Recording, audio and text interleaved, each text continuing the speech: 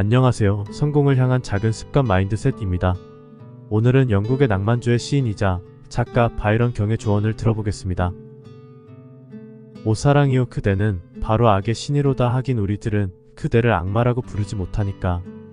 웃을 수 있을 때 언제든지 웃어라. 웃음은 값싼 보약이다. 가장 뛰어난 예언자는 과거입니다. 우리는 과거를 통해 배워야 하지만 그렇지 못하고 반복합니다. 어떻게 보면 가장 통탄한 일입니다. 역경은 진리에 도달하는 첫 번째 길이다. 남자의 사랑은 인생에서 그리 대단치 않은 것이지만 여자의 사랑은 삶 그 자체이다. 바쁜 사람은 눈물을 흘릴 시간이 없다. 불을 경멸한다고 말하는 사람을 절대 믿지 말라. 불을 얻는 것에 절망한 인간이 불을 경멸한다. 이런 인간이 불을 얻었을 때 제일 결말이 좋지 않다. 인간은 웃음과 눈물 사이를 왕복하는 시계추이다. 소심한 마음은 상처 하나하나를 치명적인 상처로 착각하기 쉽습니다. 인생의 가장 큰 목적은 감각입니다. 고통 속에서도 우리가 존재한다는 것을 느끼는 것입니다. 기뻐하는 자는 모두 승리할 것입니다. 행복은 쌍둥이로 태어났습니다. 마음을 비우기 위해 글을 쓰지 않으면 나는 미칠 것입니다. 죽음은 사람을 울게 하는 것입니다. 그러나 인생의 3분의 1은 잠 속에서 지나갑니다.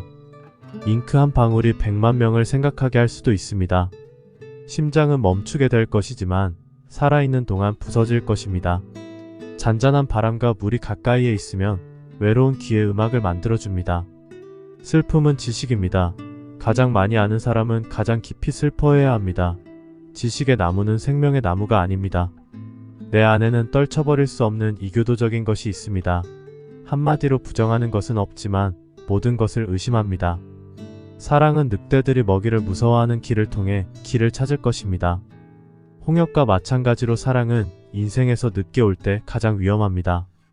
당신은 나에게 당신의 심장의 열쇠를 주었어요. 내 사랑, 그런데 왜 노크를 하게 만들었나요? 우정은 날개 없는 사랑입니다. 길 없는 숲에는 즐거움이 있고 외로운 해안에는 황홀함이 있으며 깊은 바다 옆에는 아무도 침입하지 않는 사회가 있고 음악은 그 함성 속에 있습니다. 저는 인간을 덜 사랑하는 것이 아니라 자연을 더 사랑합니다. 위대한 대의를 위해 죽는 사람은 절대 실패하지 않습니다. 그들은 지식이 힘이라고 말하곤 했습니다. 예전에는 그렇게 생각했지만 이제는 그것들이 돈을 의미한다는 것을 압니다.